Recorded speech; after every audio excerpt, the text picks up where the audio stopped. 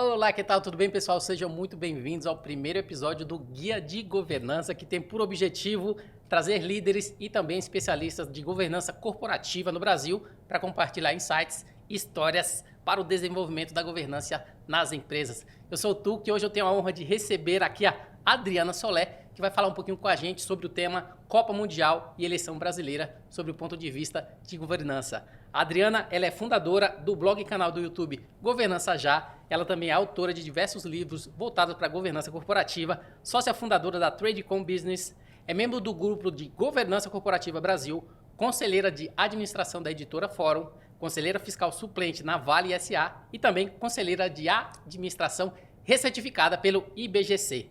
Adriana, seja muito bem-vinda aqui ao Guia de Governança. Muito obrigado por abrir um espaço na sua agenda e me ajudar a fazer mais episódio. Muito obrigada pelo convite. Me sinto muito honrada de estar iniciando esse guia de governança com você. Quando você me chamou, não sabia que nós estávamos iniciando um programa, né, um projeto diferente. Te desejo toda sorte. Você teve um insight fantástico.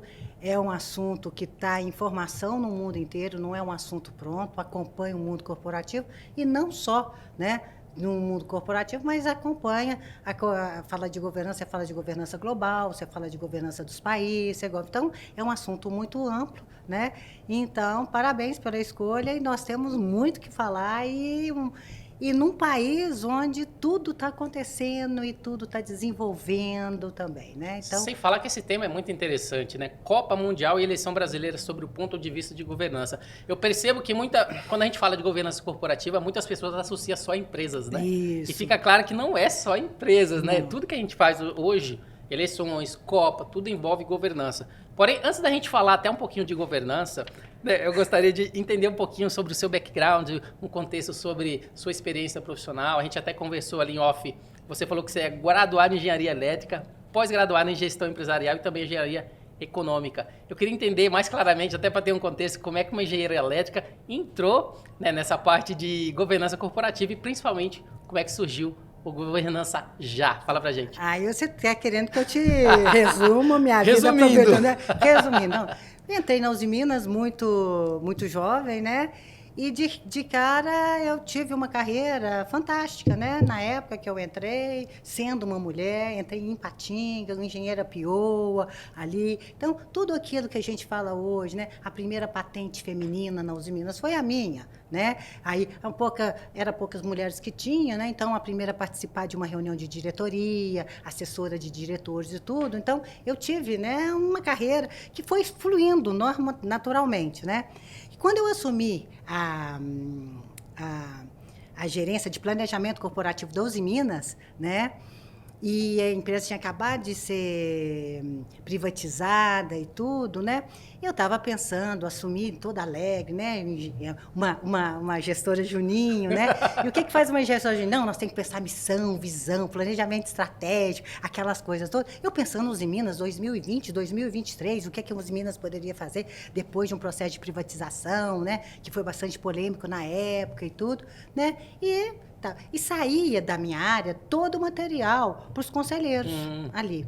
Então, eu blindava o meu CEO, eu trabalhava com o CEO, né, já era assessora dele, eu blindava o meu CEO e mandava, né, todos os dados, eu fazia a consideração de todos os gastos. O legal é que desde cedo você já sabia que tipo de informações era importante para o conselheiro receber, né? Eu aprendi, porque eu vim da usina. E, de repente, eu sou convidada a ir para a área de planejamento da Uzi Minas, que era a sede. E quando eu cheguei na sede, a turma tinha uma porção de detalhes e de informações da empresa, que eu falei, gente, de onde vocês tiraram isso? Porque eu sabia que a sede não tinha as pessoas corretas para fazer. Como eu vinha da usina, eu sabia quem fazia, quem me dava. E aí eu comecei a trocar todas as informações que chegavam perto do presidente, porque não era do fundo. Então, eu sabendo disso, foi aonde eu, de uma certa forma, criei uma competitividade interna lá dentro. E foi por isso que eu fui vista, né, pelo meu conhecimento da base, né? Então, isso me fez toda uma diferença. Então, de repente, eu mando, né, para uma das reuniões de conselho, né, um material que a gente manda sempre, né, governança, a gente manda para os conselheiros 15, 20 dias, no caso da Uzi Minas era 30 dias antes, em 3, tinha que ser os informes para o conselho em 3 línguas, né, e tudo, e de repente, estou lá sentada, né, no coisa, recebo um telefonema de um acionista. Tem que explicar alguma coisa. Falei assim, Adriana, eu estou vendo que você mandou o material aqui. Amanhã eu estou chegando aí em Belo Horizonte com a minha turma de finanças. Você reúne a de vocês aí? Porque eu não estou gostando da forma que vocês estão apresentando o custo da Uzi Minas. Eu cheguei para ele e falei assim, peraí, calma. Você está dizendo que você não está gostando do melhor custo da siderurgia latino-americana, que nós somos o benchmark nela? Você não está gostando do melhor custo? Porque se fosse o pior, eu estava entendendo. E de repente você fala uma coisa dessa comigo. Eu falei assim, Adriana, calma, nós vamos chegar aí, nós vamos te explicar.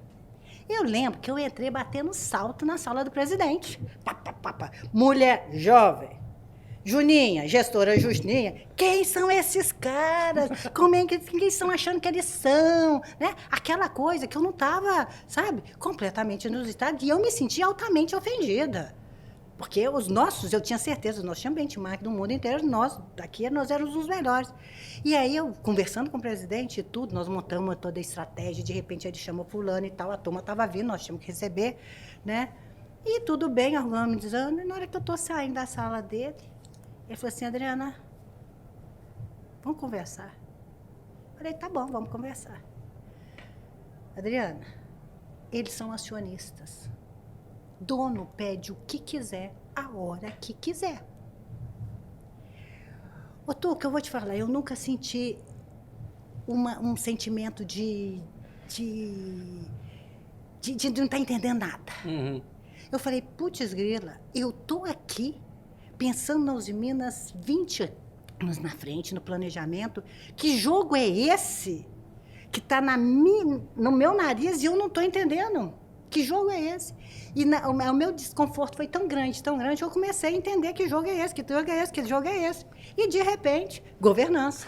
E, de repente, você fala, pô, como é isso? E aí, conversando com o Rossetti, que era um grande amigo meu da Fundação Dom Cabral e tudo, e eu falei, vamos bater um papo sobre isso, eu estou precisando conversar com a gente, porque eu estou completamente desconfortável ali. Falei assim, quando ele viu as pesquisas que eu estava desenvolvendo, o que eu estava estudando, modelo japonês e tudo, ele falou assim, Adriana, vou escrever um livro? E foi aí que eu escrevi um livro sobre governança com ele, em parceria com ele.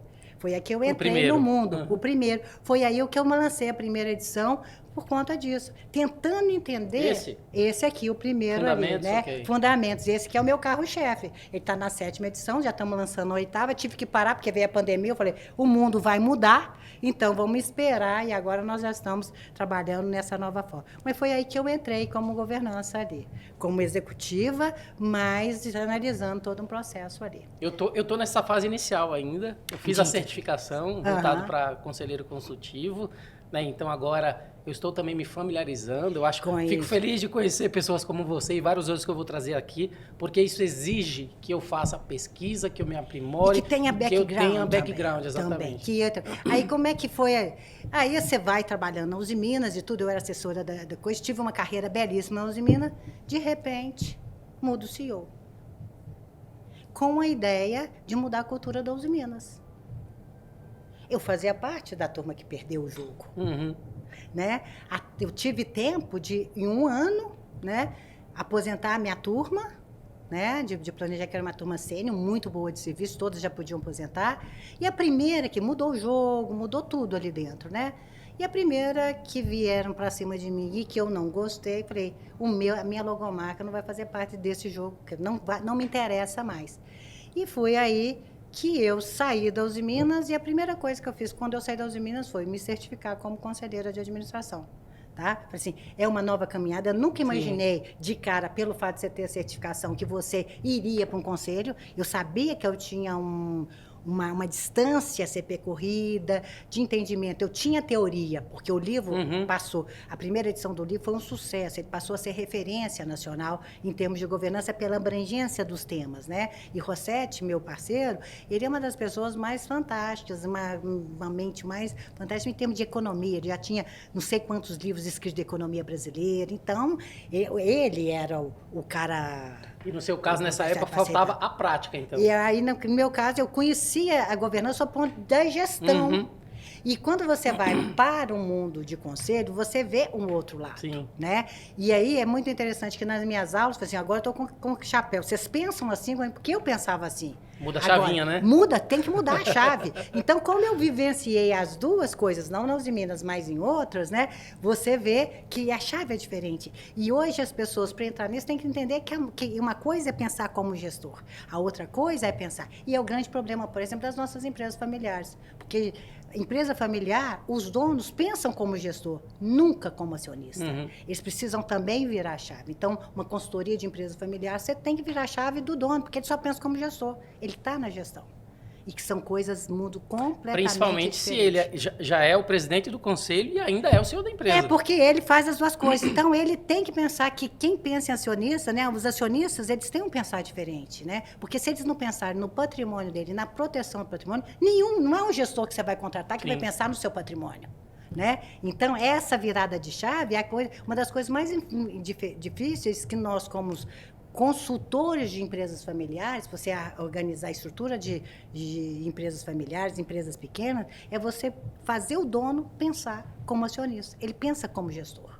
Né? Se ele não pensar assim, não tem perenidade. Porque né? não tem perenidade, ele não sabe, porque aí você não faz um acordo de acionista. Se eu não estiver mais aqui, como é que ficam as coisas, né? Então, tudo passa por aí, né? Então, esse foi um background, quer dizer, a saída da Uzi Minas foi em 2009 e a partir daí o meu foco mesmo aí foi o foco em conselho, em turmas de conselho, aí você focar mais nisso aí. E depois desse período você nunca mais voltou para o ramo corporativo como um todo ou foi sempre conselho? E se hoje me vier alguma possibilidade, eu falo não, porque hoje a independência que você tem, né, até no conselho, porque quando eu faço parte como conselheira independente, né? Sim. Eles sabem que estão me chamando para o conselho porque eu não sou uma pessoa ali que vai ser mandada ali. Eu sei que ali, quem me coloca ali, a gente tem que entender que conselheiro, gente, cada conselheiro que tem, ele representa um grupo. Sim. Ninguém está ali porque está ali sozinho, está ali que alguém colocou. Tem ali que ele é representante de um grupo. Mas na hora que ele senta no conselho da empresa, ele tem que tomar as decisões de acordo com a sua competência, ele como conselheiro, aquilo que é melhor para a empresa. Sim. E não atendendo aos interesses de quem colocou ele ali. Então, é o que a gente chama de independência do conselheiro, de saia justa de um conselheiro. Porque quando você senta, você tem que olhar aquilo que é importante para a perenidade daquela empresa. E o conselheiro tem que ter perfil também. E tem que ter perfil. E aí, aquela questão, você não pode, né? Você não pode ser mais um na multidão. Você não pode fazer parte da panela. Você pode ser o último voto ali que você vai ter que dar, e você pode ser um voto contrário. Sim. Mas você tem que ter independência e a coragem, que não é só a independência, é a coragem de você posicionar contra a manada. Até porque se a pessoa ela tem aquele perfil mais tímido, não contesta, e tudo, né, não debate ali uma tese para poder relacionar daquele ponto de vista que ele está trazendo de contribuição, de acordo com o know-how, com a vida executiva, com a experiência que ele tem, não adianta nada. E é por isso que você está lá. As pessoas te chamam pela sua experiência, por onde você passou, do que você fala, né? Como você fala. E no meu caso, o meu cartão de visita é meu livro. Ele é referência, não sou eu que digo, é o mercado que diz. Então, isso te dá. E quem conhece o livro, ele é robusto e tudo, né? Então, são coisas assim que veio. E aí veio o mundo do conselho, né? Entrando agora no tema de governança corporativa, eu gostaria até que você pudesse falar um pouquinho pra gente. Eu vi vários vídeos do seu canal, Governança Já. É bem interessante. Um que eu gostei bastante foi aquele que fala dos modelos de governança corporativa pelo mundo. Eu, particularmente, que estou começando agora, eu não sabia de todas essas divisões. Eu estava muito bitolado com o que acontece no Brasil, que é mais comum. Sim. Mas essa externalidade que a gente tem em outros países, como o próprio Catar, que é um assunto que a gente vai entrar daqui a pouquinho, a gente vê que existe diferença muito grande. Eu gostaria que você pudesse falar até um pouquinho dessas diferenças, até para a gente entender um pouco como que funciona. Não existe governança igual. Uhum. Cada empresa tem o seu tipo de governança. Você tem processos iguais, conselho é conselho no mundo inteiro, diretoria executiva é diretoria no mundo. Então, tem as práticas mas como elas funcionam, depende muito do ciclo de vida da empresa e mais da cultura da empresa, empresarial e nacional. Então, você está num determinado contexto que isso faz toda uma diferença. Os modelos e as empresas respondem à cultura do local. Cultura, a moral local, ela responde tudo isso. Então, por exemplo, vamos ver, nós temos, no meu livro, eu acompanho 6 modelos. Tem o modelo anglo-saxão, que é Estados Unidos, Austrália, Inglaterra, Canadá, aqueles todos que têm uma cultura da ética calvinista. Qual que é a cultura da ética calvinista? Quanto mais rico eu for, mais próximo de Deus eu estarei, porque mais bem eu posso fazer. Ora, o que é isso? O cara não tem vergonha de ser rico, desde que ele tenha uma destinação. Então, Bill Gates, por exemplo, ele tem aí toda... eu vou querer trabalhar naquilo que é mais importante. A minha missão no mundo é a minha fundação de crianças africanas. Agora, eu preciso da Microsoft, né, para poder fazer isso tudo. Então, isso é o modelo anglo-saxão, né? É os mercados de capitais, todo mundo. Com 9%, o Elon Musk assumiu o controle da coisa. Com 9%, você olha 9%, as modelos, você fala 9%, mas isso não é nada. Para nós que somos brasileiros, que nós temos aqui, o modelo brasileiro, o que é? 2 a 3 donos tem 70% do poder de mando. É uma das concentrações acionárias mais altas. Você não pode contar um modelo dos Estados Unidos aqui. A SEC fica preocupado com o gestor lá, porque ele é que tem tudo para fazer a coisa errada, se tiver. Nós ficamos de olho aqui, a nossa CVM fica de olho aqui em quê? No acionista majoritário, porque como a concentração é muito grande, qual que é o problema de governança do Brasil? A expropriação do minoritário. Então, são modelos diferentes, porque culturas diferentes, isso tem tudo a ver, né? Aqui no Brasil, por exemplo, qual que é a ética filosófica, religiosa nossa? A Igreja Católica, né? Quais são os preferidos da Igreja Católica? Os pobres. Então, lucro para nós, resultado para nós, é um negócio meio complicado, é uma coisa meio ligada a ilícito, isso faz parte da nossa cultura, né? E dono quer ser dono brasileiro. Então, aí você abre capital, desde que você não perca autoridade. O poder de mando da sua empresa. Então, são modelos muito diferentes. E aí, você tem um alemão muito influenciado por uma Alemanha pós-guerra, né? Você tem tudo. O que é uma Alemanha pós-guerra? Tudo aquilo na Alemanha que leva a uma figura mais autocrática, que lembra Hitler e tudo, é banido da sociedade alemã. Então, eles têm 2 instâncias de conselho. Um conselho supervisor formado por todas as entidades de classe de uma empresa e uma empresa, né? E o conselho executivo como o nosso. Todas as empresas alemãs, elas têm essa característica. Já nasce assim? Já nasce, eles têm um códex, que é um código de governança deles lá, que não é lei, mas tem a força de lei, porque todo mundo coloca, porque é assim que a sociedade acha que é o mais importante, né? Se você for comparar o modelo japonês é o mais específico dos específicos do mundo. Lá, você tem ali... A indústria japonesa ela é blindada por participações cruzadas entre elas. Então, a Sony tem participação na Mitsubishi, que tem participação na Honda, ela é toda blindada, chama os Keiretsu. Tá? E uma outra característica do modelo japonês é que quando a gente vê aquele assunto do Carlos Ghosn, aquele brasileiro, né, ali, né, ele colocando muito esse modelo em evidência, né? Ele tem ali a parte dos Kansai-Akukais, que são os conselheiros fiscais que ficam espalhados. Eles não gostam de auditoria independente, auditoria externa. Eles não gostam disso numa empresa japonesa. Eles preferem conselheiros fiscais japoneses, vigiantes com a missão de uma polícia federal. Não existe um modelo igual ao do japonês. Conversar com a empresa japonesa, você tem que saber que esse é o esquema deles. O modelo chinês é Estado.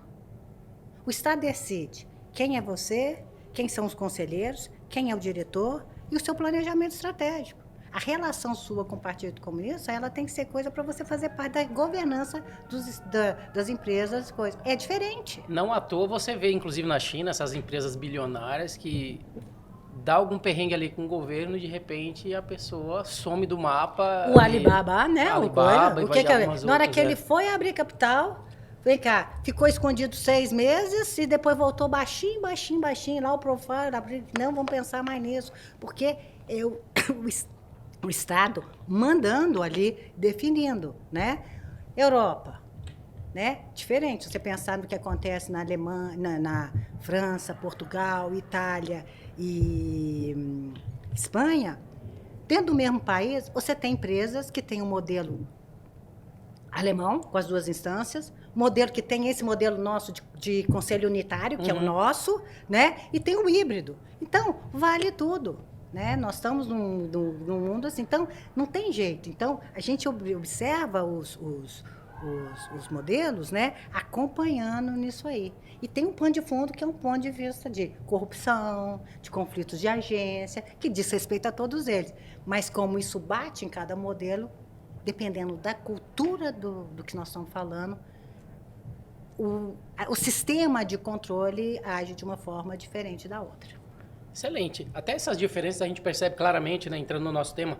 Copa Mundial e eleição brasileira sob o ponto de vista de governança. A gente vê claramente, né, muitos brasileiros que estão lá no Catar vivenciando especificamente essa experiência, né, de um país em que a gente sabe que a cultura, em comparação à nossa, automaticamente a governança é totalmente diferente.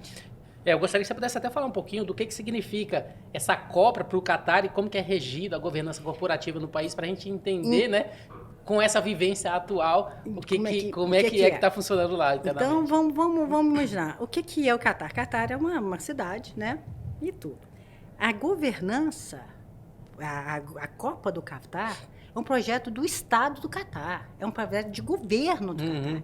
Eles tinham como grande objetivo sair da sombra da América, da Arábia Saudita, e mostrar que eles são um país moderno, que atende a todo mundo, que recebem muito bem e que são capazes, que seriam capazes de produzir uma coisa, né, de fazer e montar uma situação dessa. Eles foram escolhidos, né, a eleição foi em 2009, eles tiveram tempo para fazer toda a transformação que tinha. Tinha um problema, o grande problema lá era o clima. Eles montaram, eles fizeram tudo que era possível para fazer, porque era um projeto de Estado. Era importante para o Estado do Catar aparecer no mundo com aquilo que é uma paixão mundial, que é o futebol. Até porque hoje todo mundo sabe quem é o Catar. Onde fica o Catar? Agora todo mundo sabe, todo mundo vê a questão dos príncipes, tudo. E ao mesmo tempo, todas essas compras, né, dos jogadores, do Paris Saint-Germain, por os sheiks do Catar, isso tudo já foi uma estratégia de governança do Estado que foi levando para chegar nesse ponto. Então, é um projeto de Estado. E tanto que é uma governança, né? Quando você tem um projeto que é uma governança, faz parte da governança do Estado, todo o Estado, todo o país fica focado nesse direcionamento único, né? Nessa coisa toda. Então, a importância é muito mais do que um jogo de futebol, é muito mais que futebol. É a visibilidade do Estado do Catar no mundo moderno. E a gente entrando até no contexto de ESG, que quando eu estava fazendo essa pesquisa, eu vi que a FIFA ela impôs o desafio da Copa no Catar, sendo ali o contexto da primeira edição 100% neutro em carbono da história, né, através de estádios sustentáveis. Eu vi lá transporte verde, plantio de árvores e também investimento em energia solar, mostrando claramente, né, todo esse projeto específico do país, associando ao ESG, que é um tema que a gente fala muito, né, em conselhos. Qual que seria ali o papel da governança nesse contexto a fim de garantir essas iniciativas sustentáveis, principalmente funcionando, né, agora no momento da Copa, agora que finalmente aconteceu? Né? E a gente tem que entender que uma das coisas de governança, né, que a gente tem que ver são os conflitos de agência. Quando foi escolhido o Catar, o contexto mundial era completamente outro. Não tinha pandemia, ninguém pensou em pandemia, mas eles já estavam mudando o país em função de uma Copa. E, de repente,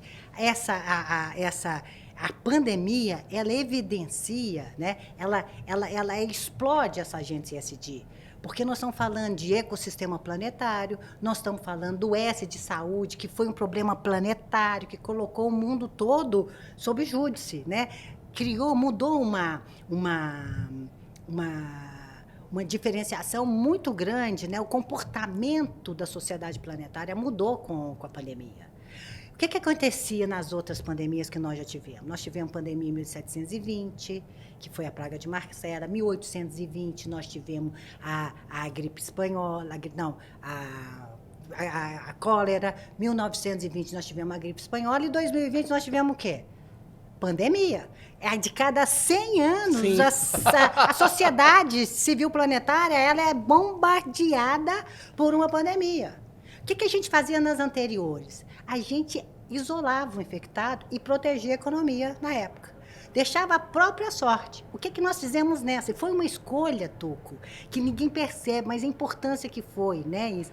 De uma forma natural e espontânea, a sociedade civil planetária, com a pandemia, escolheu o quê? Proteger os mais vulneráveis. Olha para você ver, a sua mãe podia estar fechada na sua casa, porque você entendia que você não podia estar com ela, porque ela era uma pessoa assim, mas você estava levando comida para ela o tempo todo, ela não estava abandonada. Ela estava sendo cuidada da forma que nós entendemos, naquela época, nós estávamos entendendo, que aquilo era a forma... A priorização foi as pessoas e não a economia. Assim, e não foi... E o que mais, além disso, né?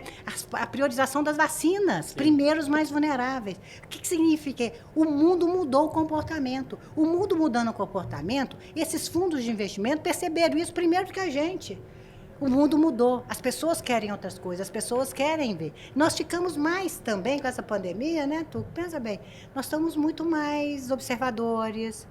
Você começa a ver as coisas com um olhar crítico melhor. O que vale na minha vida? O que é importante para mim? Que tipo de valor? Nós tivemos tempo para pensar. Então, o mundo inteiro mudou.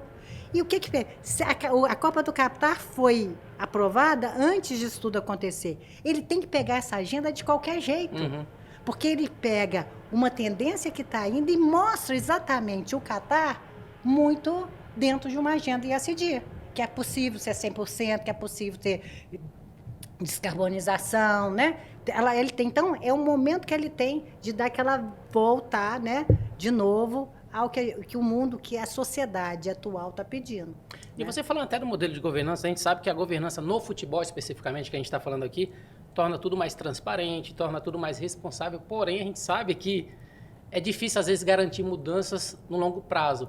Um exemplo é o próprio Brasil, que a gente viu a Copa que aconteceu aqui, muito do que foi construído, até pensando, né, em ficar para prosperidade e utilização, acabou não funcionando, né? Sim. Como é que você acha que às vezes essa governança precisa trabalhar para garantir isso a longo prazo? Se você imaginar, né, clubes como Barcelona e tudo, o que está acontecendo com o nosso próprio Flamengo, a turma percebeu, não dá mais para ter cartola. Tem que ter o quê? O que é governança? É você estruturar quem faz o quê, né, para garantir o negócio, a propriedade, o time ao longo do tempo, de uma forma sustentável. Não se fala hoje em governança sem fiscalização e controle. O problema da FIFA foi falta de assunto de fiscalização e controle, de quem mandava ter. Os subornos internacionais em cima do futebol são N+1, imensos, né? Então, a fiscalização e controle passou a ser. Então, quando você fala um time está indo bem, a primeira coisa que você faz é colocar governança. Quem faz o quê? Quem é o diretor? Quem é o conselho? Quem é o diretor? E quem são os acionistas de um clube? São os torcedores que pagam para ver aquilo ali. O racional é o mesmo, Tuco. É o mesmo de uma empresa, é o mesmo de um país e tudo. Se você pensar em governança do Estado, quem são os acionistas do Estado? Nós, os contribuintes, que pagamos coisa. Nós queremos o quê? Dividendos sociais, saúde, educação e crédito. Através do elemento do voto, você coloca o carinha lá, que é o seu gestor, esperando que ele tome decisões pensando na educação, segurança e coisa. Isso é que nós estamos vivendo agora no país. E falando de futebol, não à toa, você percebe claramente como a governança faz diferença. Puxando a bola até pro meu time, né, que eu sou palmeirense, está funcionando super bem essa gestão. Sim. Né, a gente vê como isso faz diferença, essa gestão dos times, né, tratar um time como uma empresa que tem toda uma governança. São os times que estão sendo muito mais bem-sucedidos no momento atual. Por quê? Porque eles têm mais garantia de sobreviver. E olha pra você, tá mexendo com paixão, que é uma coisa intangível. Você vai explicar porque você é palmeirense, que eu sou cruzeirense, meu filho é atleticano. Você não explica uma loucura dessa, ainda mais para brasileiro, né? Então, é uma coisa fantástica. Agora, você precisa ter um sistema para garantir a vida do clube ao longo do tempo. Isso, ele precisa de governança. E governança não é só você definir, segregar funções, quem vai fazer o quê, como é que vai ser a estrutura de um conselho, como é que você vai fazer parte ali. Vai ser a importância de você ter um sistema de fiscalização e controle, de auditoria, de compliance ali dentro, para que tenha alguma chance. Porque quando a pessoa quer fazer coisa errada, ele monta o esquema, se tiver espaço. As travas de uma fiscalização é que vão dar essa parada, né? Essa vontade ali. Né? Então, excelente. Essa coisa. Pessoal, lembrando, nosso tema é Copa Mundial e Eleição Brasileira sob o ponto de vista de governança. Entrando no contexto de eleição brasileira, né? A gente sabe que, eu acho que eu já vi algum vídeo seu, você falando que a governança corporativa deveria ser política de Estado, como Sim. é na Alemanha e no Japão. Gostaria que você pudesse falar principalmente quais são os benefícios desse tipo de política e que tipo de benefício a gente poderia vivenciar no Brasil. Vamos lá. Quando a gente fala em governança do Estado, nós temos que pensar em duas palavrinhas que elas têm que estar. Você pensa que qualquer coisa, a governança do Estado, ela tem que ser a mais legal possível, tem que estar dentro das leis, isso tem que ser, e ao mesmo tempo exige para ser uma governança do Estado, que você está falando de contribuinte, você está falando de povo, de sociedade, exige que ela seja o mais legítima possível. É legalidade e legitimidade. Então, uma governança do Estado, ela tem que se primar para ser o mais legal possível dentro dos seus contextos e o mais legítimo. A turma, o povão tem que entender o que está acontecendo. Tem que, além de entender, tem que estar concordando com aquilo ali, é a legitimidade. Então, nós estamos no meio do ponto, que se você analisar por qualquer que seja os lados, os dois lados, falta legalidade e falta legitimidade. Então, que estrutura? Então, que governança? Então, qualquer pessoa que subir a rampa a partir do dia 1º, ele vai ter esses dois problemas para mostrar que tudo foi o mais legal possível, ou da forma que for, e o mais legítimo possível. A base da governança do Estado é essa coisa. Agora, quando você tem uma governança que é política do Estado, você coloca setor público e privado na mesma direção, na mesma linha, com os mesmos propósitos e com as mesmas definições. Vale para todo mundo, compliance, vale para todo mundo um conselho fazer isso. Quer dizer, você cria práticas comuns e que o setor privado e o setor público falam a mesma coisa. Então, quando fica tudo mais fácil, o processo fica mais fácil. Agora, você tem hoje, né, uma estabilidade de um servidor público, que está dentro de uma estrutura altamente poderosa e tudo, que não tem. Você pega um setor privado que tem que lutar bravamente para poder fazer as coisas, você não tem. Então, quando você tem a governança, é aquilo que pode juntar os dois lados em cima de práticas que são reconhecidas no mundo médico, é assim que funciona. E falando entrando até no contexto, falando de governança do Estado, né? Existe diferença da governança aplicada no Estado com a governança que são aplicadas nas empresas? Ou os princípios são os mesmos? Não, você tem os princípios de governança que são 4. Vamos lá, né? Estão falando, quando você fala de princípios de governança corporativa, você está falando de compliance, prestação responsável de contas, transparência e senso de justiça. Quando você fala em governança do Estado, você está trabalhando com o povo. É muito mais complexo. Entra probidade, entra representatividade. Que uma empresa não tem que ter representatividade. Ela está ali, ele pensa no seu acionista e dá-lhe o acionista. O acionista satisfeito, tá ótimo. Vale o jogo, esse é o jogo. Mas um povo, ele é muito mais complexo.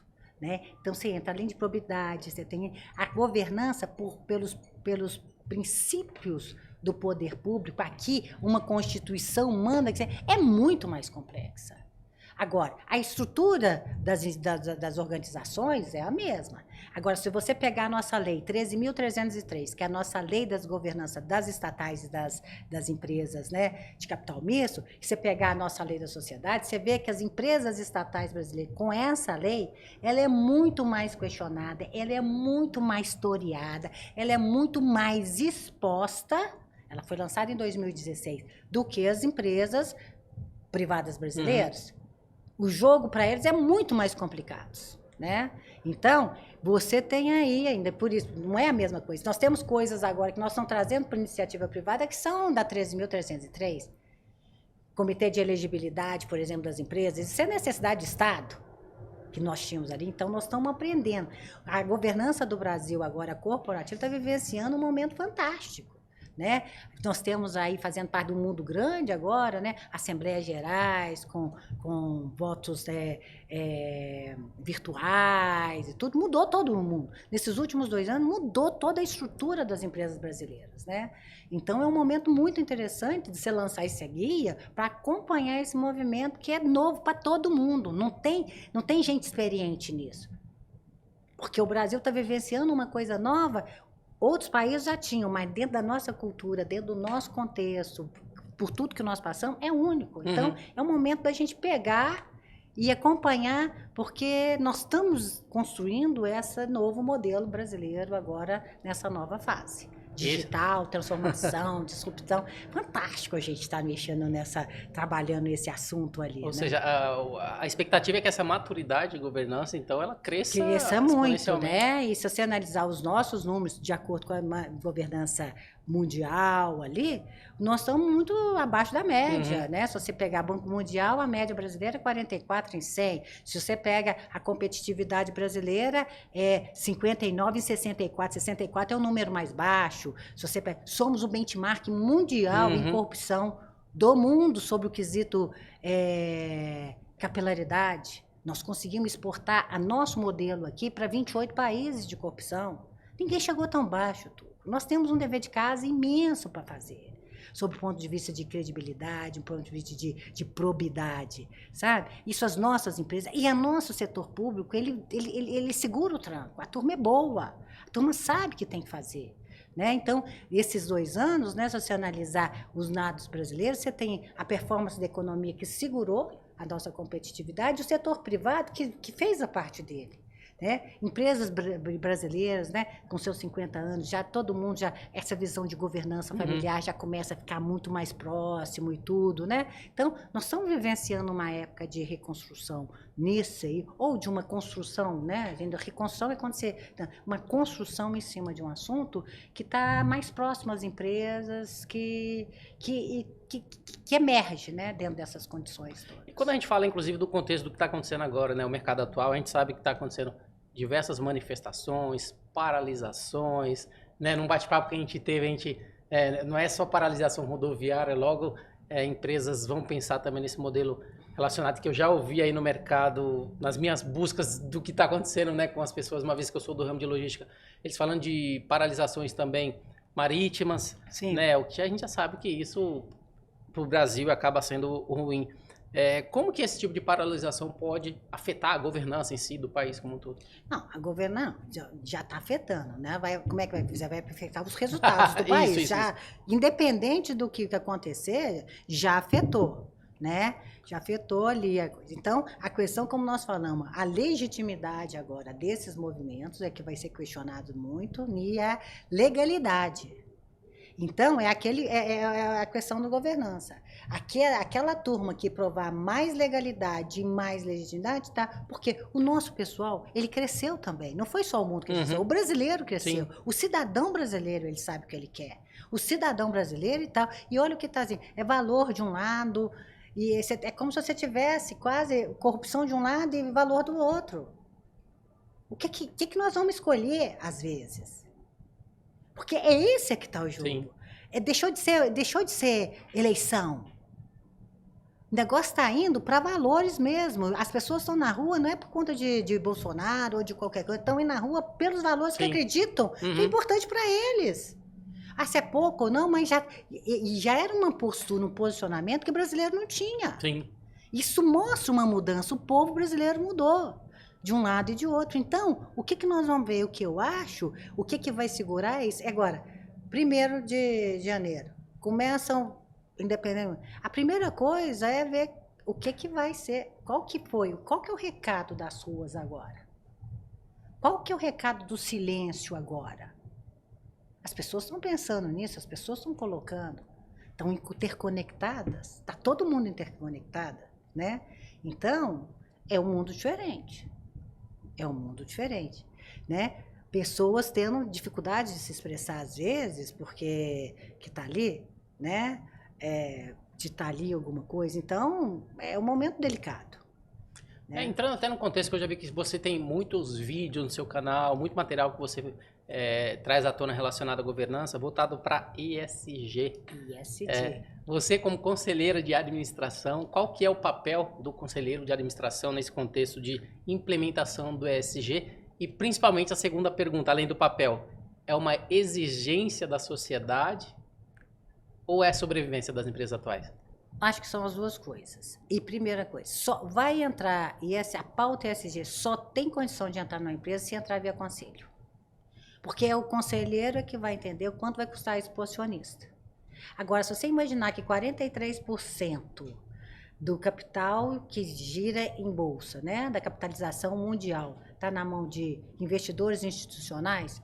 Esses investidores institucionais atuais, BlackRock, Vanguard, né? Os grandes grupos de investidores institucionais, a agenda deles é ESG.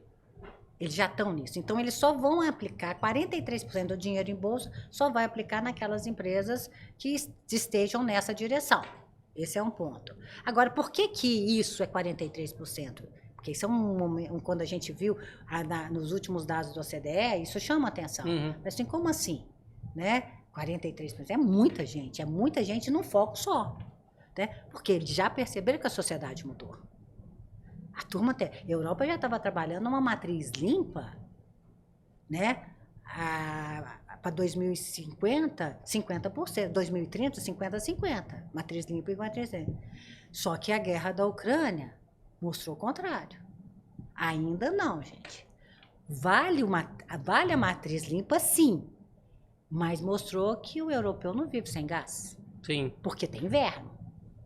Então, é uma agenda que ganhou muita força com a pandemia, todo mundo quer um país limpo, o discurso não é invalidado por nada, mas a força de fazer as coisas para amanhã, a execução. Vai estar em execução. E vai depender das empresas comprarem isso, porque isso é mudança de processo industrial.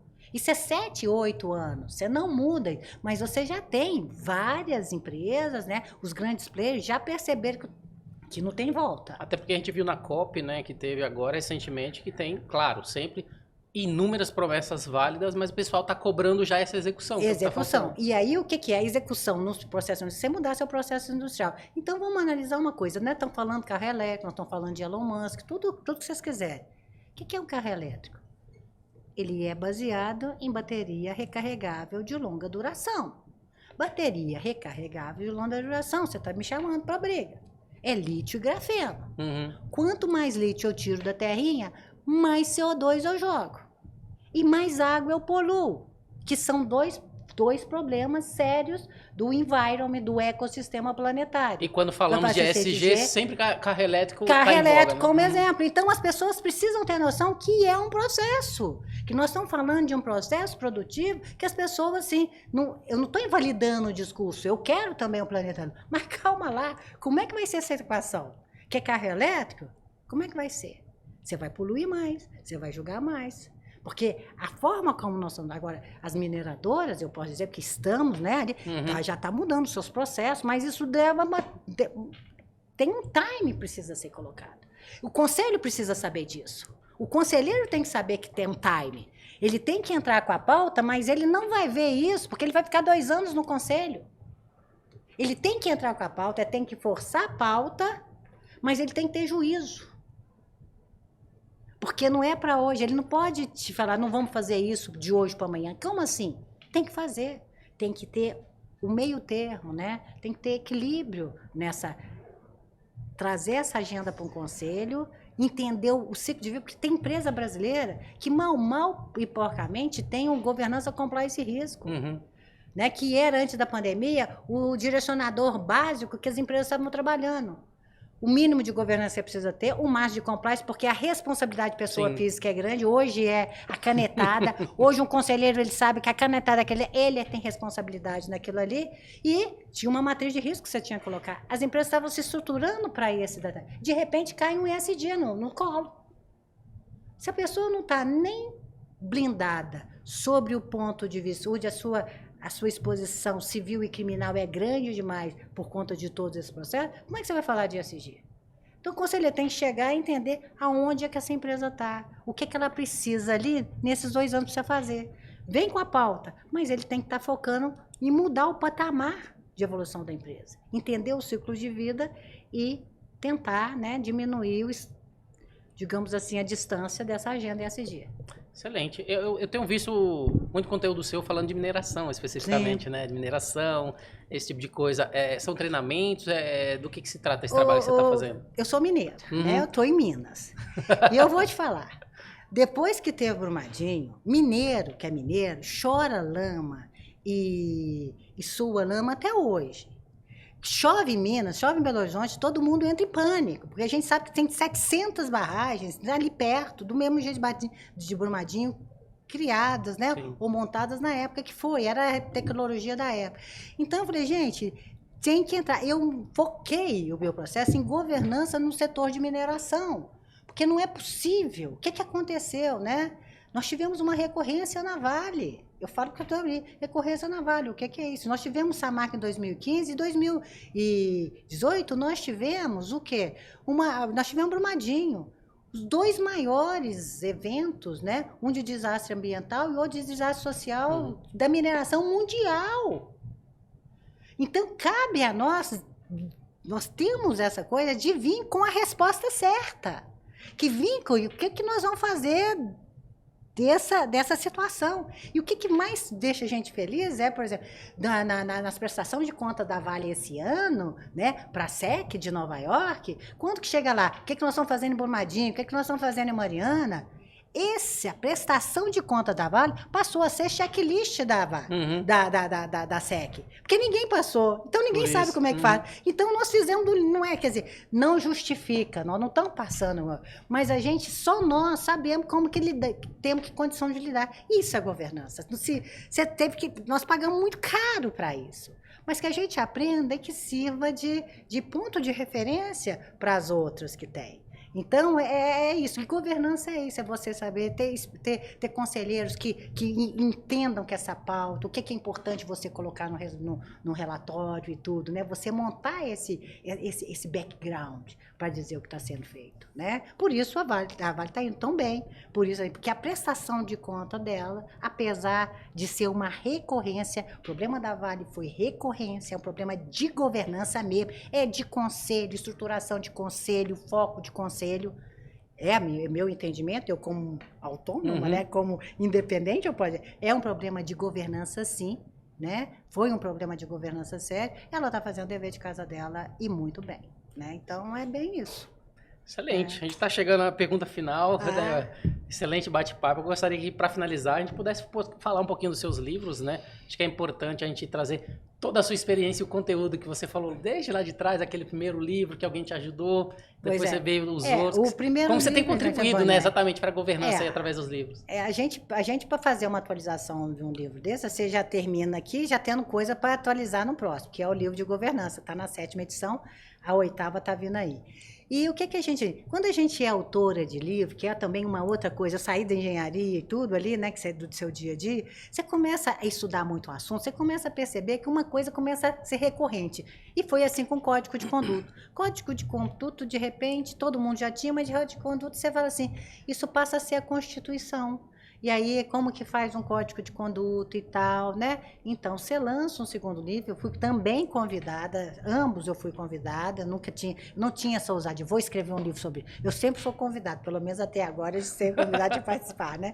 Pelo Lélio Lauretti, que foi, né, um dos ícones também do IBGC, né? Para escrever esse livro com ele. Ele tinha uma metodologia de criação de códigos, né? E eu entrava num livro para fazer a ligação com governança, com compliance e tudo, que já está na 2ª edição também, né? Então são os 2 livros que a gente vê, um programa de compliance, um programa de integridade. Se você tiver um bom código de conduta, você tem 60%, porque ele hoje é o cartão de visita de uma empresa, né? Então é por isso. E os outros 2 você participa, os outros 3 você participa com governança, geralmente, a governança nos modelos, que você já tinha tocado, né? Governança do território, né? A importância da responsabilidade das empresas frente ao território delas, né? É aquilo que você fala de ASG? Do ASG, ele ali, que é o segundo ali, né? Tem que mostrar que eu fiz minha pesquisa, né? Eu tô assim, fantasiado. É você ver, é a fase da empresa, ver a empresa, a responsabilidade no território que ela atua, que não é ISD, é território,